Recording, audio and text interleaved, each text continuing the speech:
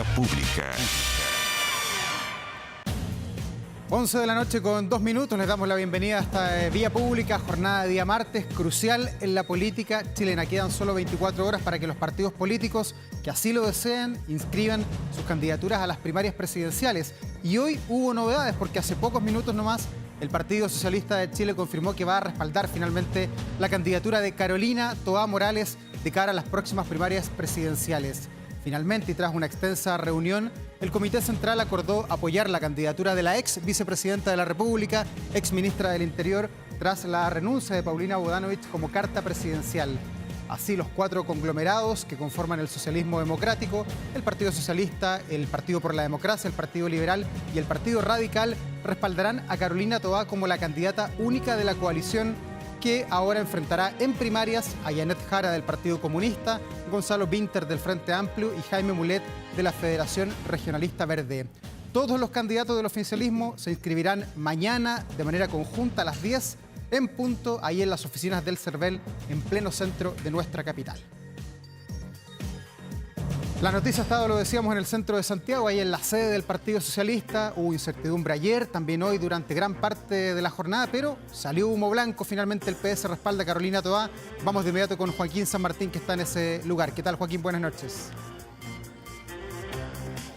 ¿Qué tal, Davor? ¿Cómo estás? Muy buenas noches. Tú lo decías muy bien, una jornada maratónica que se dio ayer, también se extendió al día de hoy. Finalmente el Partido Socialista decide esto, el Comité Central del Partido Socialista, apoyar la candidatura de Carolina Toá luego de la caída también, 16 días que solamente estuvo la timonel del partido, Paulina Bodanovich, como la carta presidencial del PS. Finalmente el Comité Central, por cerca de 13 horas durante esta jornada, decide apoyar a la ex ministra del Interior y que se suma así también al Partido Radical y al Partido Liberal, que durante las últimas semanas han entregado su apoyo también a la ahora candidata del socialismo democrático. Y también lo decía durante esta jornada la propia Carolina Toá, mañana se espera un gran día a la espera de lo que van a ser estas inscripciones en el calle Esmeralda, en las oficinas del CERVEL, para así darle el vamos a este puntapié inicial a estos 2 meses de cara a las elecciones primarias del próximo 29 de junio. Una jornada que decíamos muy bien terminó con un punto de prensa en donde participaron, en este caso, Paulina Bodanovich y también Carolina Toá. Ella, una vez conocido esto, llega hasta acá, hasta la sede del Partido Socialista, ubicada en pleno centro de Santiago. Conversan por cerca de 20-30 minutos y finalmente realizan este punto de prensa que estuvo marcado de simbolismo, donde en este caso Paulina Bodanovich decía que se necesita un proyectar el socialismo democrático para vencer en las primarias presidenciales, que el comité, por ejemplo, agradeció en este caso el desafío, como Paulina Bodanovich se sumó a esta carrera presidencial por 16 días. Recordemos que fue la misma tienda política que durante el mes de diciembre decidió la necesidad de llevar una candidatura propia. Finalmente son cerca de 12 semanas que estuvo la candidatura de Paulina Bodanovich y son parte de los agradecimientos que hacen las bases del partido político. Es por eso que la unidad del socialismo democrático es urgente, la unidad para tener la madurez de llegar, en este caso,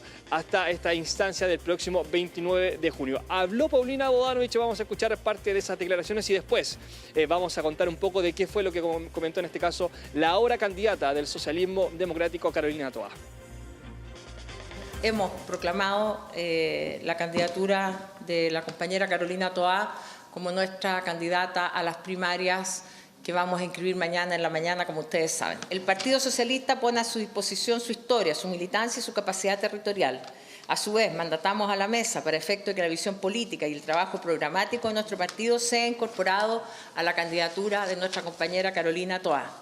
Trabajaremos, como siempre, con unidad y responsabilidad para construir un proyecto común que recupere la confianza de la ciudadanía y que devuelva la esperanza a Chile. Porque el PS piensa en Chile, comprometemos nuestro apoyo leal y decidido a Carolina Toá Morales en las próximas primarias presidenciales.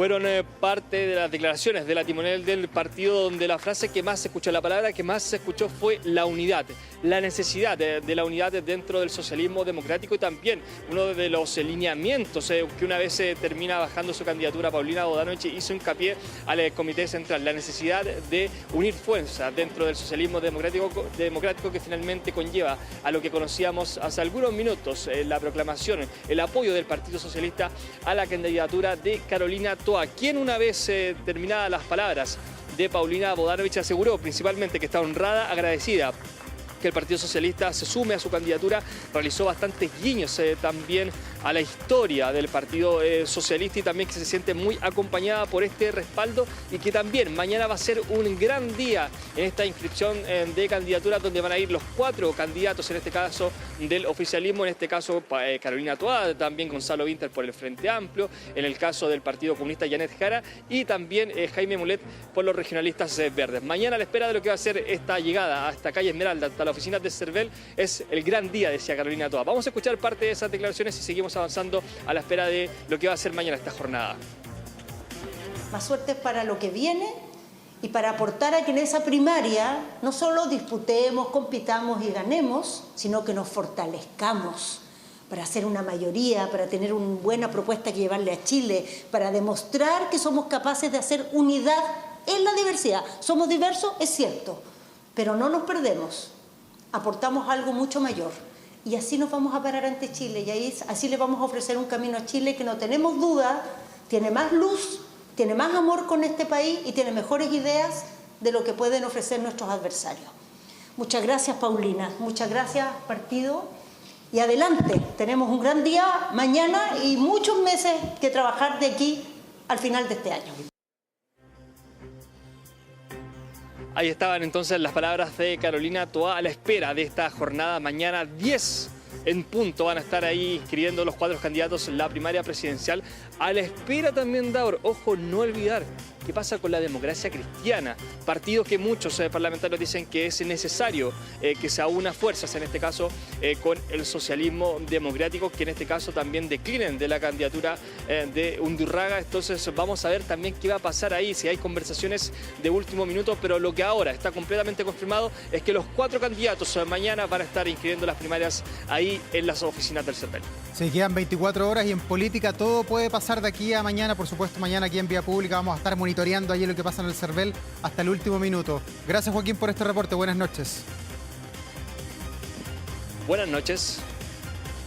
Bueno, la política vive horas cruciales y como cada jornada de día martes estamos con nuestro panel para analizar la coyuntura política. Nos acompaña hoy Rodrigo Arellano, vicedecano de la Facultad de Gobierno de la Universidad del Desarrollo. Bienvenido, Rodrigo. Muy buenas noches, Raúl. Bienvenido de regreso, además. Sí, estuve ausente un par de semanas, lo extrañé, pero aquí ya estamos de regreso. Y también a un amigo de la casa, Marco Moreno, director del Centro Democracia y Opinión Pública de la Universidad Central. Bienvenido, Marco. Gracias, Raúl. Buenas noches.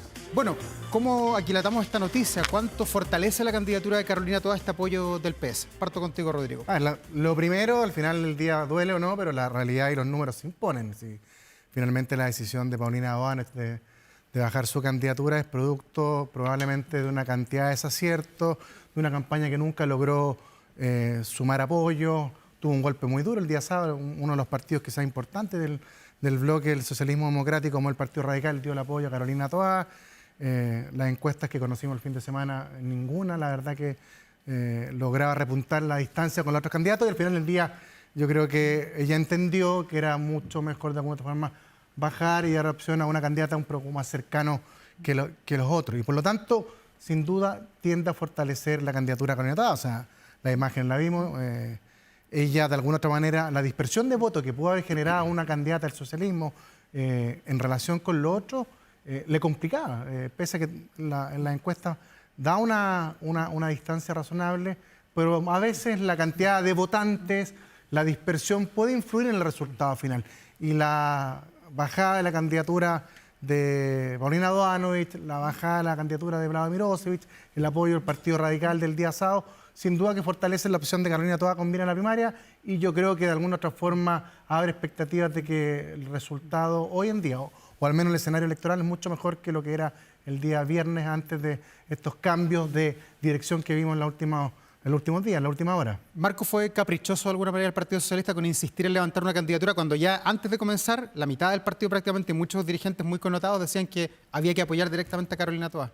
Sí, efectivamente, esta indefinición del Partido Socialista casi por 16 días, ¿no? Desde que fue proclamada la candidatura de la senadora Paulina Donovich, había puesto una cierta tensión, ¿no?, al interior del oficialismo, ¿no? Y las presiones que hubo los días anteriores, tal como decía Rodrigo, finalmente terminaron en el filo, a 24 horas, como dices tú, de la inscripción. Yo creo que Carolina Toá está por lo menos tranquila mañana en la inscripción de su candidatura.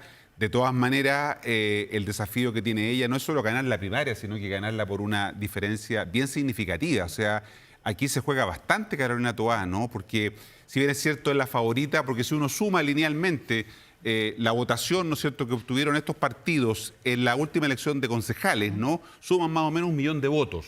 Digo, la elección de concejales, 1 millón de votos, y con eso podría eventualmente ganar esa primaria. Pero evidentemente sabemos que en Chile las primarias convocan entre 30 y 60%, más o menos, no hay una movilización muy significativa. Por lo tanto, Carolina Toá va a tener que hacer un esfuerzo por ganar, pero ganar bien. Y ganar bien significa con una buena votación y significa también incorporando sectores, ¿no es cierto?, independientes, no militantes de los partidos políticos, en su respaldo para poder enfrentar de una manera muy adecuada la primera vuelta presidencial. Rodrigo, ¿y se perdonan los pecados de alguna manera? Y lo pregunto porque en estos 16 días de campaña, Paulina Bodanovich, presidenta del PS, fue bastante dura con el PPD. Dijo que no eran partidos hermanos, que Carolina Toá era la continuadora prácticamente del gobierno de Gabriel Boric, que el PS era distinto. ¿Eso hoy día queda en el cajón, en el olvido? ¿Así es la política o eso sigue manteniéndose? Esa es un poco la política, dar vuelta a la página, pues forma parte de ella, y los desacuerdos, básicamente las miradas políticas, se dejan guardados en un sobre, en un cajón, y se tiene que echar adelante los proyectos. Pero efectivamente yo creo que las confianzas pueden estar dañadas, o los proyectos también, o cómo aterrizar, son preguntas que hay que ver, porque efectivamente una candidatura que se baja tiene mucho menos poder de negociación que una candidatura que eventualmente pudo haber amenazado. Si Paulina Bodanovich no presenta su candidatura y tiende a negociar previo a estos 16 días con Carolina Toá un apoyo, probablemente la carta para negociar era mucho más alta. Hoy están dañadas, hoy seguramente hay algún grado también de inconformidad en los partidos. Hay que ver la imagen, no está el secretario general del Partido Socialista en la mesa. Camilo Escalona. Camilo Escalona no Dice que estaba participó. enfermo, entiendo que por eso no estuvo en el comité durante la jornada de hoy. Ayer estuvo, entre ayer y hoy se enfermó, que justo era uno de los detractores de esta bajada de Paulina Bodanovich en favor de Carolina Toá. Por lo tanto, hay algunas señales que te dicen que no va a ser fácil la transición y que por lo tanto también yo creo que por el PPD las declaraciones y sobre todo los proyectos, vamos a ver cómo logran unirse. Paulina Bodanovich fue muy crítica del gobierno del presidente Boric y Carolina Toá ha sido la ministra quizás más relevante del gobierno del presidente. Marco, ¿ganó algo el Partido Socialista en estos 15 días? Además, un abril que ha sido muy marcado por las coyunturas de la casa de Salvador Allende, y ahora con esto, ¿el PS ganó algo en este mes? ¿Aseguró algún cupo? ¿Tuvo alguna victoria, un triunfo? No, hasta ahora no, digamos. En realidad estos días no han sido días fáciles para la nueva dirección que dirige la propia, digamos, senadora Paulina Bodanovich. Pero efectivamente el gran desafío junto con ganar la primaria Carolina Toá es cómo de alguna manera atenúa el efecto divisivo que tienen las primarias, porque como decía Rodrigo, las primarias también tienen un efecto de división, ¿no? Y ya la relación entre el PS y el PPD venía tensionada, ¿no? Sí. Por lo tanto, el punto, junto con ganar la elección, es cómo se recomponen las heridas en una primaria que va a ser intensa. Esta es una primaria que no va a ser fácil, aquí va a haber confrontación, lo decía la propia candidata Toá en la nota, ¿no es cierto?, que hay diferencias, que hay matices, decía, pero y eso va a llevar, ¿no es cierto?, a una fuerte disputa, especialmente con el Frente Amplio y el Partido Comunista. Ambos candidatos también son competitivos, por lo tanto, el punto es cómo se restañen las heridas después de que termine esto el 29 de junio, ¿no? O sea, podemos tener una victoria, pero si esa victoria es un poco pírrica porque es divisiva, ¿no? Evidentemente se hace difícil enfrentar el desafío de la primera vuelta. Fíjate, yo creo que Marco, yo creo que Marco dio y comentó algo que es bien relevante para esta primaria, el rol que van a tener los independientes. Porque la primaria convoca a independientes y a los militantes. Y yo creo que ambos partidos, particularmente el Frente Amplio y el Partido Comunista, tienen capacidad de movilizar a sus huestes electorales, a sus militantes. Y lo tiene, por cierto, el Partido Socialista, el PP. Por tanto, la diferencia que va a existir, ¿quién va a ser capaz de convocar más independientes a esta primaria para hacer la diferencia en la elección? Yo creo que va a estar muy marcada por esa movilización que tiene que haber. Y la primaria... se requiere épica movilización, ¿no? Para poder llevar a esa gente a votar, porque mucha gente podría decir esto está más o menos resuelto para eso es parte de la campaña. Entonces parte de la campaña justamente. Oye, y en la última. Y a esta altura vamos a tener el 29 de junio una papeleta con 4 candidatos, con Jaime Mulet como el único hombre participando en las primeras oficialistas, ¿o podría aparecer Alberto Undurraga de aquí a las próximas horas? Bueno, ¿O no le ven opción a la democracia cristiana metida en este lote? Bueno, Gonzalo Winter, Janet Jara, Carolina Toá, Jaime Mulet. Jaime Mulet, los 4. ¿Y la DC? ¿Hay tantas peleas? Muchos plantean que se está perdiendo una oportunidad importante desde el punto de vista de la política pragmática, porque podría volver a tener esa alianza histórica con el socialismo democrático, porque hoy día el socialismo democrático tiene una candidata, Carolina Toá, y en cambio lo que se llamaba Pro Dignidad, el Frente Amplio, el Partido Comunista, tienen 2 candidatos, ¿no? Van a competir entre ellos, entonces sería la posibilidad de que la DC pudiera volver a recomponer su histórica relación con este sector. Pero también hay otros que plantean que para la DC sería más conveniente esperar el resultado de la elección del 29 de junio, ¿no es cierto?, para tener una mejor posibilidad de negociar entre el 29 de junio y el 18 de agosto, que es el último plazo para inscribir los candidatos presidenciales. Ya, pero no todos opinan eso, porque ayer entrevistaba aquí mismo al diputado Baedo, es contrario a esa teoría. Así es, hay sectores que son contrarios a esa teoría y que plantean, entre ellos el diputado Baedo, que sería mucho más razonable volver a restablecer esa histórica alianza con el socialismo democrático ahora, para dar una señal clara también a su electorado respecto de esta decisión. Ya, Rodrigo, ¿corre el riesgo de morir la democracia cristiana, como lo dice el diputado Baedo, si es que van hasta el final, como lo dice también el senador Flores en algunas entrevistas? Sí, efectivamente. O sea, hace rato que el centro y la democracia cristiana tienen el rumbo bastante perdido. Y yo coincido con que existe una posibilidad bastante cierta de que, esperando el resultado, no creo que el día de mañana nos dé sorpresa de primarias distintas a las que comentamos al comienzo del programa. Pero sí yo creo que ese periodo posterior puede abrir espacio para que efectivamente la democracia cristiana trate de recomponer quizá el espíritu de la exconcertación y sumarse en la eventualidad de que gane Carolina Toá a una campaña con el socialismo democrático. Lo veo muy distinto si gana Janet Jara o Rodrigo o Gonzalo Winter. Creo que ahí las posibilidades son diferentes, pero creo que la subsistencia, fíjate, que la democracia cristiana se juega en esta elección.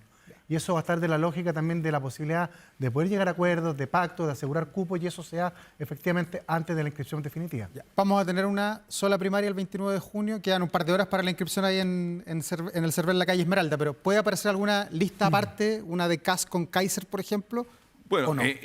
Como tú decías en el inicio, en la política todo es posible, ¿no? Y evidentemente eso forma parte de una opción. Ahora, ¿cuánto de realidad tiene esa alternativa? Yo creo que baja, muy poca, sobre todo porque el propio Johannes Kaiser acaba de decir ayer nuevamente, ¿no es cierto?, que él no se va a bajar, que va a continuar con Paulino su Bodanovich dijo eso exactamente. Toda la semana antes de que lo hiciera, así que... pero de alguna manera la posibilidad que podría tener Kaiser, lo comentábamos con Rodrigo también antes, es que también hay distintos momentos para bajarse, ¿no? Recordemos que el plazo final es el 18 de agosto en estricto rigor para inscribir los candidatos o candidata a la presidencia de la República. Por lo tanto, todavía hay un espacio, pero se ve difícil que mañana se dé este golpe sorpresivo que algunos planteaban, ¿no es cierto?, de una primaria entre Kast y Kaiser, dejando fuera, absolutamente fuera de juego eventualmente, ¿no es cierto?, a Evelyn Matei.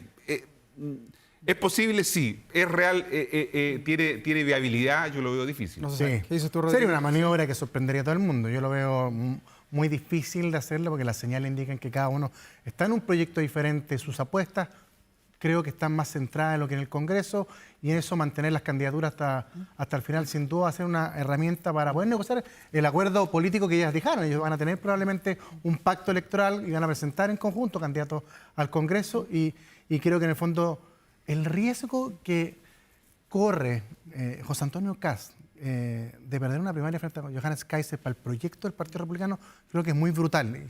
¿Y lo ves que es riesgoso, que es alto? Sin duda, hemos visto la encuesta. Yo tengo la sensación de que la candidatura de Johannes Kaiser, a medida que avance, se acerca más al periodo final, va a ir de alguna forma morigerando. Desinflando. Pero él dice que está empatado con Evelyn Matei, lo escuchaba pero hay en unas números declaraciones. que él lo dice, pero yo los números que he visto y que hemos conocido todos distan de esa realidad. Lo vimos el fin de semana en Estado Nacional, lo que mostraron dos encuestas, después CADEM.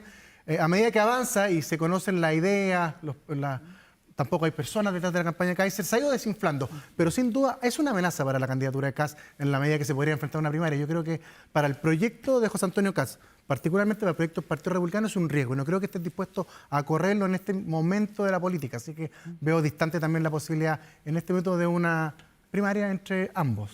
¿Cómo debe sobrevivir Evelyn Matei, que no va a estar en la mañana, no va a estar en el CERVEL, no va a estar en la papeleta el 29 de junio? Ordenó de alguna manera su campaña presentando un generalísimo, tiene varios voceros, hay un cambio de estrategia. Pero ¿cómo se hace para estar presente finalmente en la vida, en la opinión cotidiana de lo que le pasa a los chilenos? Sí, es el gran desafío que tiene Evelyn Matei y Chile Vamos, porque evidentemente son 2 meses, es harto tiempo en política, ¿no? Donde le va a tocar estar mirando lo que ocurre a través de la televisión, ¿no? Porque claro, no va a tener un rol en ese proceso.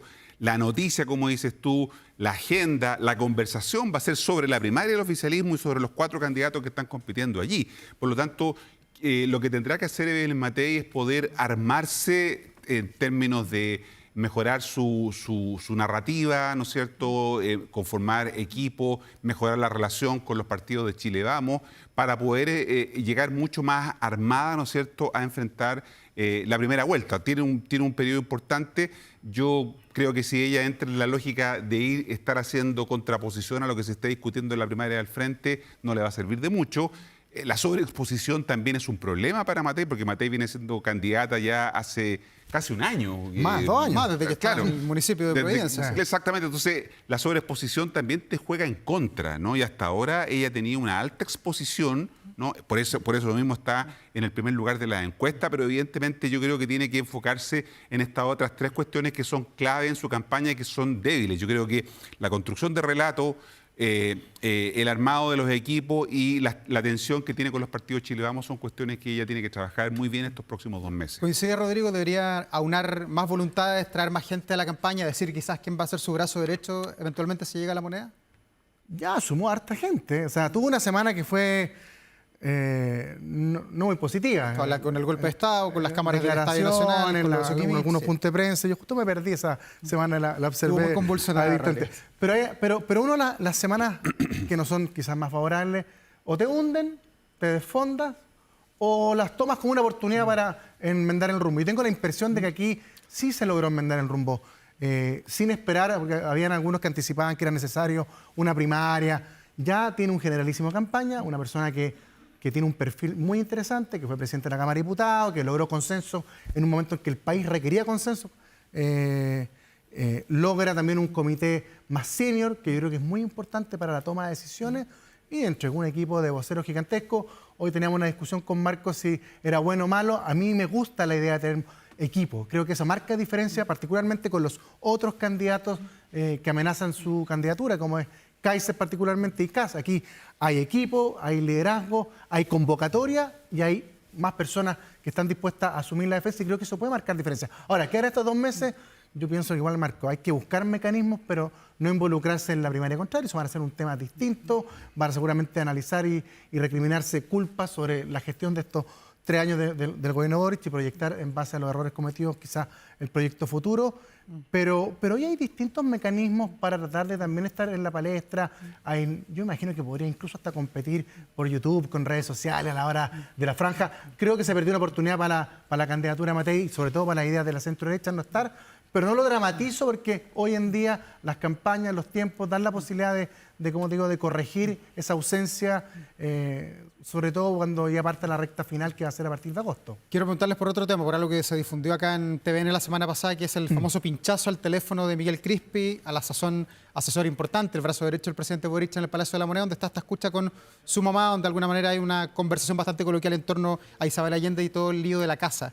La pregunta es si la justicia puede llegar tan lejos como para pinchar los teléfonos de la autoridad. ¿Está haciendo lo correcto? ¿Es una facultad que tiene el Ministerio Público y la justicia ampararla o se excedió? No, el Ministerio Público tiene la opción de pedirla y el juez de garantía será el que la ¿autoriza o no? La autorice, claro. En ese sentido forma parte de las reglas del juego. Lo que estamos viendo de fondo, creo yo, Davor, es la permanente judicialización de la política. Es decir, la política cada vez es menos capaz de resolver los problemas, ¿no es cierto? Por ejemplo, esta situación. Y todo entonces está comenzando a llegar a los tribunales y la política está dejando el espacio para que sean los tribunales los que definan todo lo que ¿Qué es lo que pasa en Perú, por ejemplo? ¿Qué es lo que pasa en Perú? Exactamente. Entonces, eso le hace un daño bien importante a la salud de la democracia, más aún con los niveles de desconfianza que tenemos nosotros en Chile en las instituciones de la democracia, los partidos, el Parlamento, y la propia justicia, que también en los últimos meses, ¿no es cierto?, ha pasado por un periodo de descrédito. Entonces, este hecho, de alguna manera, es expresión, ¿no es cierto?, de la sobrecarga que estamos poniéndole a las instituciones cuando, ¿no es cierto?, tratamos de resolver el problema por la otra vía, lo que está demostrando, como digo, la incapacidad de la política de resolver los problemas de la política. Ya. Rodrigo, ¿se compromete la seguridad nacional, la democracia, cuando un fiscal pide pinchar, por ejemplo, el teléfono del presidente de la República, que es la más alta autoridad del país, que habla de muchos temas? La mayoría nos imaginamos importantes, que tienen que ver con el rumbo de Chile. Yo creo que no, fíjate. Yo creo que al revés se fortalece. En la medida que esta solicitud sea en base a razones, a causales, a un Estado de Derecho y a la legislación vigente. Y en eso yo vengo llegando justo a un congreso que hablaba sobre los riesgos de la democracia. Y uno de los riesgos de la democracia es que los mandatarios, los sistemas políticos se salten las instituciones.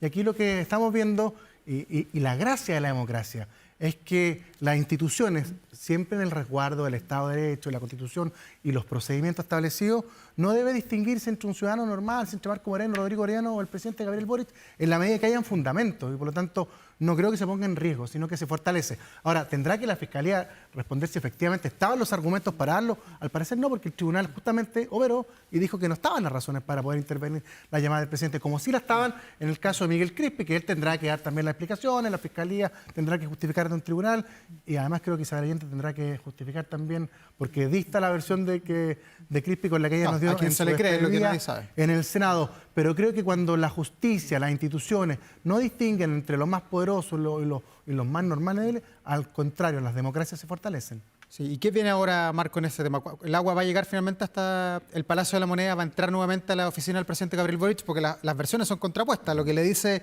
Crispi a su mamá es brutalmente sincero en la señal que están llegando en cómo fueron las cosas, que es distinto a lo que habíamos conocido como la visión de la Moneda sobre el caso. Sí, probablemente desde el punto de vista judicial eso no ocurra, pero yo creo que el daño para el gobierno, para la familia Allende ya está hecho.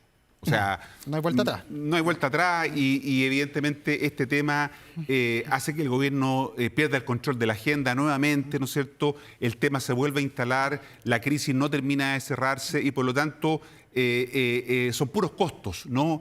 Si hubiera algo más, no creo que sería tan digamos, noticioso, porque ya buena parte de lo que le está ocurriendo al gobierno con este tema está siendo castigado en la opinión pública, ¿no es cierto? Entonces, no creo que se avance mucho más allá en la situación, sino que más bien lo que tiene que hacer el gobierno ahora es cómo tiene una estrategia para poder procesar esta situación y darle una salida, porque hasta ahora el tema sigue instalado en la Moneda, como dices tú, en el sentido de que la polémica está ahí, y mientras eso no se cierre, efectivamente, el gobierno va a seguir sin tener control de la agenda. Rodrigo, es un error de los parlamentarios del Partido Socialista. El jefe de bancada pedía esta tarde la remoción del fiscal nacional a raíz de todo esto que hemos conocido, de que eventualmente se había solicitado pinchar el teléfono de la primera autoridad de nuestro país. Sí, es que atenta contra lo digo con las reglas del juego. O sea, que al final del día lo que ha resguardado a este país durante los últimos 40 años, mientras otros países como estaban en Perú o Argentina o Brasil, sus sistemas políticos se han caído a pedazos, es justamente un respeto de las instituciones. Incluso en los momentos más complicados de la historia política, después de la restauración de la democracia, el estallido social, salimos con la democracia, con las medidas institucionales el hacia 15 de adelante. noviembre, claro.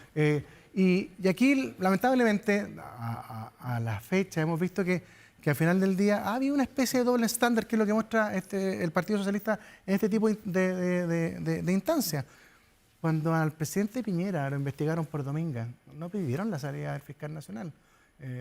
Cuando a la exalcaldesa de Maipú también la han filtrado, cuánta conversación ha tenido a los parlamentarios, a exministros, le han filtrado todo o han pinchado teléfono, no he visto el mismo estándar de recriminación de parte de la izquierda con el rol de la Fiscalía. Y aquí en el fondo me parece que sobrepasa un poquito el rol lo que está haciendo el Partido Socialista con respecto a la actuación de la Fiscalía. Insisto, no es una buena noticia que el Ejecutivo, que el presidente esté involucrado en una investigación, pero es una buena noticia para la democracia que, habiendo causales y razones que justifiquen, no haya diferencia entre el presidente y los demás ciudadanos del país. ¿Es un error, Marco, esto que va a hacer el Partido Socialista, que siente un precedente? Es una declaración por ahora, no se ha transformado en ningún documento, pero por lo menos está el anuncio de que van por Ángel Valencia, que van a buscar removerlo si es que no cumplen una serie de peticiones. Sí, porque de alguna manera tú vuelves a instalar la conversación sobre el mismo tema. Entonces, desde el punto de vista estratégico, es inadecuado. Esto en comunicación política le llaman el efecto Streisand, referido a Barbara Streisand, cuando ella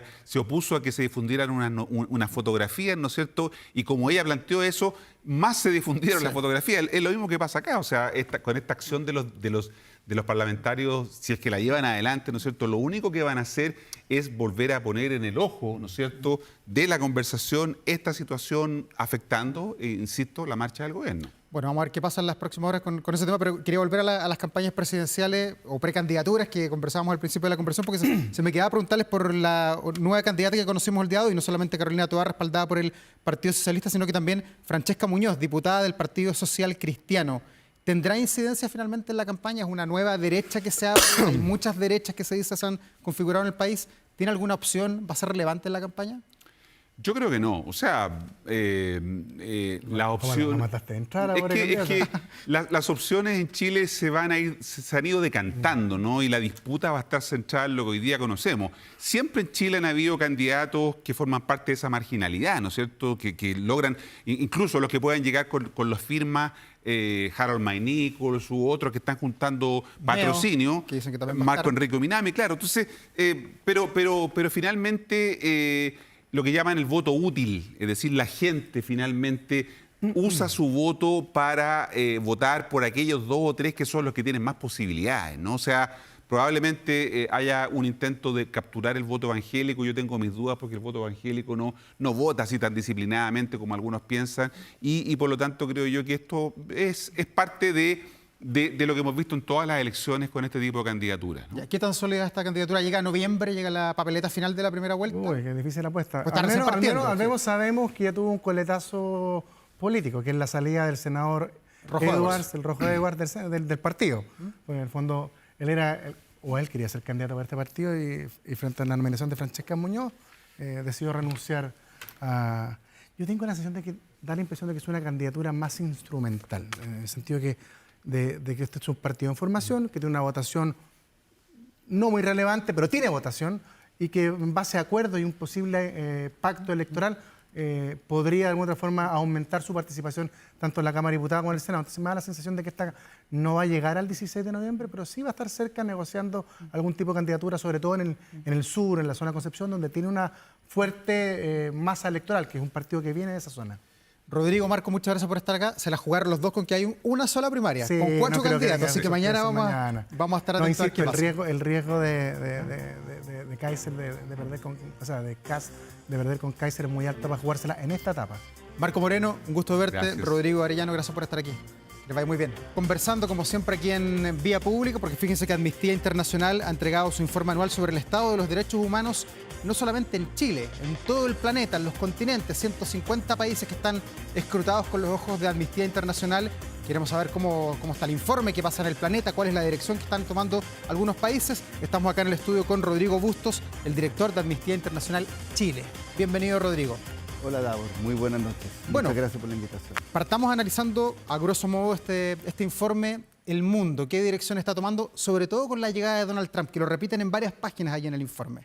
Así es. Repetimos esto de Donald Trump o el efecto Trump en algunas páginas del informe, pero también, Davor, somos enfáticos y enfáticas en dejar en claro que una de las, yo diría, de las 3 cuestiones principales que planteamos a nivel global, que tiene que ver con retrocesos que hay respecto a los derechos humanos a nivel global, no tienen que ver solo con lo que ha pasado en los últimos meses con Donald Trump, sino que eran... No, porque Trump llega en enero, el 10 de enero. Trump efectivamente llega en enero, entonces Amnistía Internacional hace varios años viene alertando, advirtiendo sobre algunos retrocesos en derechos humanos, sobre todo a nivel de lo que es la arquitectura, la institucionalidad internacional, el sistema de Naciones Unidas, Y la verdad es que este efecto Trump, a nuestro juicio, lo que ha hecho es acelerar algunos procesos que venían ya deteriorando el multilateralismo, la defensa internacional de los derechos humanos en el seno de Naciones Unidas, en la Corte Penal Internacional.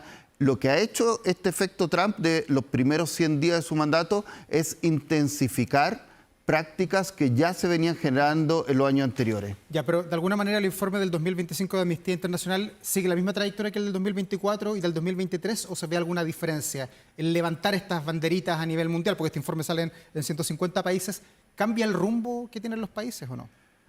O sea, creemos que una cuestión clave es que estamos probablemente en el momento más frágil, en 2024 y lo que vamos de 2025, de la institucionalidad a nivel global que se creó después de la Segunda Guerra Mundial, las atrocidades que se cometieron en ese conflicto bélico, el Holocausto. Se generó toda una arquitectura institucional de derechos humanos para que justamente esas atrocidades no se volvieran a cometer. Y hoy día probablemente eso está muy en juego. Estados Unidos se salió de inmediato del Consejo de Derechos Humanos. El año pasado hubo reiterados vetos a un alto al fuego ante el genocidio que se está cometiendo en Gaza. Sí. Han habido muchos otros conflictos bélicos en Sudán, en el Congo, en Myanmar, donde la comunidad internacional, por esta incapacidad del Consejo de Seguridad de Naciones Unidas de ponerse de acuerdo, ha mirado para el lado. Entonces, sí consideramos que hay un momento de máxima fragilidad de este sistema internacional de Naciones Unidas y del sistema de protección de derechos humanos. A eso se une en el último periodo la sanción a la Corte Penal Internacional que ha demandado Trump probablemente para apoyar el Estado de Israel ante las denuncias de genocidio y las órdenes de arresto a Netanyahu que ha dictado la Corte Penal Internacional. Rodrigo, ¿y el mundo está cada vez más desigual, está más precario en lo económico, hay más hambre en los diversos países del mundo, o hay algunos que estén de alguna manera avanzando en la dirección contraria, que podría ser la dirección correcta? En términos generales, es bastante desolador el camino que estamos recorriendo como humanidad, por lo que tú señalas o deja entrever esta desigualdad que hay entre los estados y dentro de los mismos estados. Y además de las desigualdades en tema alimentario, del ejercicio de derechos sociales, hay una preocupación, por supuesto, que tiene que ver con lo que vamos a dejar a las generaciones futuras, con la crisis climática. El 2024 fue el año de mayor calentamiento global que haya habido en la historia. Tuvimos incendios muy fuertes en franjas de la Amazonia, inundaciones en distintos lugares también de Asia y Europa, sequías en África Austral. Ese calentamiento global, Davor, que algunos desconocen todavía en distintas partes del mundo y en Chile. Entonces, la verdad es que es muy preocupante el camino que estamos recorriendo y en ese sentido Amnistía Internacional interpela a la comunidad internacional, sobre todo después de una COP, como fue la COP29, donde los acuerdos a los que se llegaron fueron acuerdos absolutamente irrisorios para cambiar el rumbo en materia climática. Rodrigo, hagamos doble clic por este informe gigante. América Latina, los problemas, los dolores, las fracturas que tienen los países, Chile, Perú, Brasil, Argentina, los que están por aquí alrededor, ¿son los mismos o cada país tiene una realidad particular? Por supuesto, cada país tiene una realidad en particular, pero lo que sí te diría, Davor, es que en principio hay una senda de autoritarismo que se está recorriendo en varios países, de distintas formas. Por supuesto, se habla mucho siempre de Venezuela. Venezuela hace 15 años tiene un régimen autoritario, donde hay violaciones graves, generalizadas y sistemáticas a los derechos humanos de quienes son disidentes, régimen de Maduro. Pero también hemos tenido represión a la protesta muy fuerte en Argentina, hemos tenido en Paraguay y Perú leyes que básicamente lo que hacen es disolver ONG u organizaciones de la sociedad civil que son organizaciones de derechos humanos. En Colombia y México, las mujeres que siguen buscando a sus seres queridos desaparecidos sufren ataques cada vez más seguidos. Entonces, la verdad que sigue siendo, y probablemente más que años anteriores, un continente donde las personas que defienden derechos humanos están más en peligro que en años anteriores. Rodrigo, hablemos del caso Chile, porque es bastante duro el informe en particular con Chile. Quiero leer textualmente porque se refiere mucho al estallido social, el 18 de octubre, lo que pasó. Celebra de que haya 2 carabineros condenados, que haya 3 generales que estén entregando sus explicaciones a la justicia, pero dice así todo que hay impunidad en los casos de derechos humanos vinculados al estallido social. ¿A qué se refiere específicamente el informe? Nos referimos, Davor, a que en el estallido social o revuelta social, a nuestro juicio, se produjeron las violaciones a los derechos humanos más graves desde el término de la dictadura. Hablamos de 10.142 denuncias por violación a los derechos humanos y de esas 10.142 ha habido hasta ahora 59 condenas, un 0,6% de los casos. Ayer mucha gente vio por redes sociales unos videos que fueron publicados por CIPER respecto de diversos actos que cometió el ex funcionario de Carabineros Claudio Crespo. Sí. Que hoy día está siendo imputado y hay un juicio oral por la violación a los derechos humanos que sufrió Gustavo Gatica, que quedó ciego de sus 2 ojos cuando se estaba manifestando durante ese periodo. Entonces, a lo que voy, Davor, es que esas violaciones a los derechos humanos, por más que haya muchas personas y autoridades políticas que hayan intentado negarla o justificarla durante estos años, ocurrieron, fueron graves y ha habido impunidad. Entonces, nuestra crítica respecto de eso, porque nuestro país ya tiene una herida muy profunda respecto a lo que fueron las violaciones de derechos humanos de la dictadura y dijimos que nunca más eso iba a ocurrir. Por supuesto que esto no es de la magnitud de lo que fue la dictadura, pero también hubo muchos proyectos de vida truncados. No ha habido justicia, no ha habido reparación integral y tampoco ha habido una reforma estructural a las policías como se recomendó por varios organismos internacionales. Sí, eso quería integrar un poco más, porque cuando ustedes dicen impunidad, no es impunidad solamente de la justicia. El informe dice que también hay una disconformidad con el gobierno del presidente Gabriel Boric, que es el que está liderando el país en estos instantes, que ustedes esperaban leyes de reparación que nunca llegaron. Solamente llegaron las, ¿cómo se llama? Las pensiones para algunas personas. Las pensiones de gracia, sí, que fueron establecidas inicialmente en el gobierno del expresidente Sebastián Piñera, después continuaron... ¿Pero esperaban una ley ustedes? Por supuesto que esperábamos una ley de reparación integral, porque cuando hay violaciones de derechos humanos tan graves como estas, aquí estamos hablando, Davor, hay muchos casos que no se conocen. Mucha gente en nuestro país conoce los casos, por supuesto que fueron terribles, de Fabiola Campillay, de Gustavo Gatica. Son los más emblemáticos, quizás. Claro. Los que más se han conocido, pero nosotros hemos seguido de cerca, por ejemplo, el caso de una niña de 15 años que estaba en los espejos y que quedó ciega, no puede ver por uno de sus 2 ojos por la actuación en los espejos de los Carabineros de Chile en una manifestación ahí en esa plaza. Entonces, hay muchos casos como esos. Y por supuesto que esperábamos que el gobierno de Chile, no solo por su programa, sino por las obligaciones internacionales que tiene nuestro país, tuviera una política de reparación integral hacia las víctimas. Y vamos a instar a eso en lo que queda de gobierno y, por supuesto, el gobierno siguiente si es necesario. Claro, además de ser crítico con aquello, el informe de amnistía en el caso de Chile, también tiene una visión contraria quizás o crítica a lo que ha hecho el gobierno con la ley no de reparación, sino que el llamado plan de búsqueda de los 50 años del golpe de Estado que fue lanzado por el presidente Boric, que ha tenido avances, pero ustedes en el informe tienen una visión crítica de cómo ha avanzado, de cómo ha sido de alguna manera la organigrama, la jerarquía de trabajo. ¿Por qué? Sí, yo en eso quisiera ser muy claro en el sentido que desde que se hizo el anuncio del Plan Nacional de Búsqueda de Personas Detenidas y Desaparecidas, eso fue altamente valorado por nuestra organización, por los familiares detenidos desaparecidos, por los familiares ejecutados políticos, porque era una política tremendamente necesaria.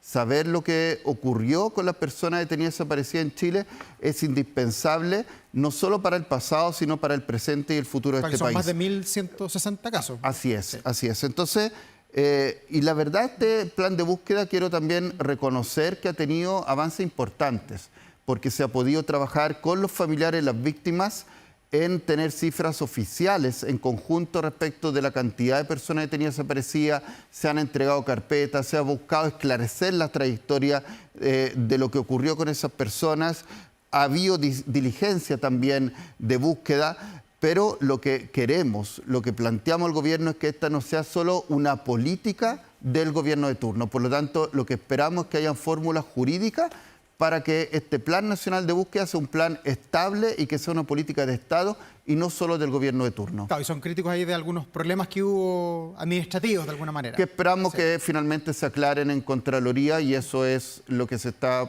por supuesto, investigando en la Contraloría General de la República. Rodrigo, se me va a ir el tiempo, pero quedan dos de alguna manera puntos que ustedes plantearon ahí en el informe grandote que analiza todo el mundo. Uno tiene que ver con críticas al proyecto de ley de aborto que está en funcionamiento por el gobierno, pero que no se condice con la promesa de campaña de alguna manera, con la ley de aborto libre. ¿Por qué quisieron incluir eso en este informe internacional? Porque la verdad, Davor, es que en Chile tenemos varios problemas en relación a los derechos sexuales y reproductivos de las mujeres. Uno es que tenemos una ley de despenalización del aborto en 3 causales que en muchos casos no se puede cumplir por la aplicación que hay de reglamento respecto de la objeción de conciencia, en particular en relación a la causal de violación. Hay hospitales en nuestro país donde las mujeres, si acuden, simplemente no pueden realizarse el aborto aunque estén alguna de estas 3 causales. Entonces, ese es un problema. Creemos que el gobierno lo está abordando adecuadamente porque ingresó un cambio al reglamento que está hoy día en Contraloría. Y otro problema es que creemos que las mujeres no solamente debieran poder abortar cuando están en esas 3 causales, es algo que hoy día se plantea a nivel internacional y el presidente Boric no solo lo tenía en su programa, sino que hace un año en su cuenta pública anunció un proyecto de ley de aborto legal amplio.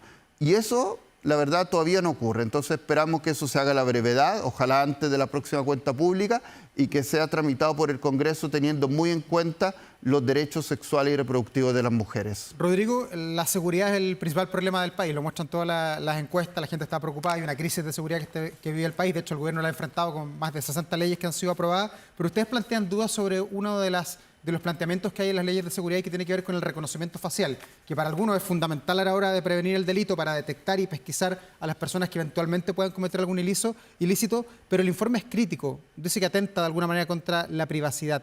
¿Eso pasa en todos los países que tienen estas leyes? Lo primero que quisiera plantearte, Davor, es que se suele plantear una contradicción, una disyuntiva entre seguridad y derechos humanos. Y eso creemos desde Amnistía Internacional que es una falacia. La seguridad es fundamental para ejercer los derechos humanos y los derechos humanos se pueden ejercer también si es que hay seguridad. Y hoy día la verdad es que creemos que en general en Chile se está legislando y adoptando políticas públicas no basadas en evidencia. Eso pasó con la ley Nair Retamal, con la discusión sobre las reglas del uso de la fuerza en el Congreso. Están en discusión todavía, claro. Por cierto, donde se está eliminando el requisito de proporcionalidad y también la fuerza letal se podría aplicar no solo en caso en que esté en riesgo la vida de las personas, sino también bienes o propiedades.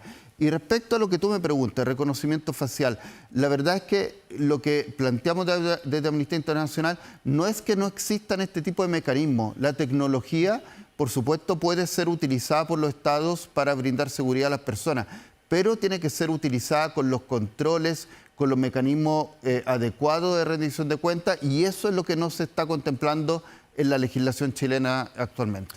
Rodrigo Bustos, muchas gracias por estar acá, por ayudarnos a comprender además este informe anual sobre el estado de los derechos humanos en el mundo, capítulo Chile, que es bastante extenso el capítulo Chile con respecto a otros países. Gracias por estar acá, buenas noches. Muchísimas gracias, buenas noches. Y nosotros vamos a la pausa, ya volvemos con más Vía Pública aquí en Canal 24 Horas.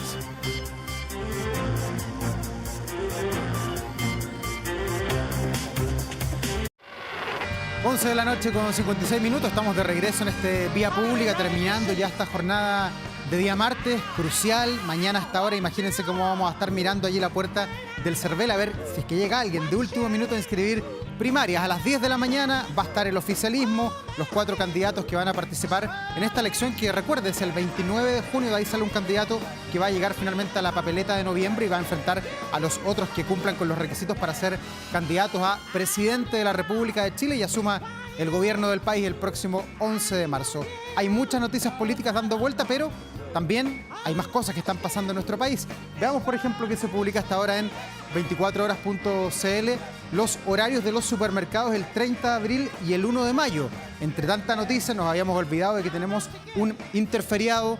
Para algunos seguramente será día sándwich. Bueno, hay dudas respecto a qué está abierto, qué está cerrado. Está todo publicado ya en 24horas.cl toda esa información que va a ser relevante, sobre todo para quienes se queden acá en la capital o en regiones o no salgan durante esto, que para muchos va a ser además un fin de semana XL. Lo están esperando, algunos están cansados en la mitad de este otoño. ¿Cómo viene Santiago mañana? Bueno, hoy día hay que decir que hoy martes estuvo bien helado en la mañana, eso de las 7:30, y yo andaba circulando hoy día. Estaba bien helado Santiago y mañana al parecer se va a repetir el panorama con nubes que se van a posar sobre la capital hasta llegar a los 18 grados. Luego el resto de la semana tiene un sol intermedio, sobre todo el día viernes, donde las temperaturas van a ser bastante altas para este otoño que todavía no llega. Usted mira los árboles, está lleno de hojas todavía, aún no se caen las hojas, que es propio, es quizás la imagen más clásica del otoño. Pero hoy, 29 de abril, hace ya muchos años, en 1967, el mundo fue testigo del nacimiento de un verdadero himno musical. Aretha Franklin, con tan solo 24 años, presentó su electrizante versión de Respect. El impacto de la nueva Respect fue tan grande que incluso su autor original, Otis Redding, reconoció su transformación. Según los relatos de la época, el autor original llegó a decir que tras la interpretación de Franklin, la canción simplemente ya no le pertenecía, lo había hecho tan bien el nuevo cantante que dijo, bueno, que se quede ella con la canción. Aretha Franklin había hecho la suya, la composición, como ha ocurrido además con otras canciones a lo largo del mundo, donde las interpretaciones, se recuerda por ejemplo Mercedes Sosa con Gracias a la vida, dicen que canta mucho mejor que los autores originales, que era Violeta Parra. En fin, cada uno tendrá sus visiones sobre la música, pero con esta poderosa interpretación, Franklin no solamente revitalizó su propia carrera, la canción continúa siendo, después de muchas décadas, un referente del empoderamiento. Terminamos con música, como siempre en esta vía pública, y nos reencontramos mañana. Que esté muy bien, buenas noches.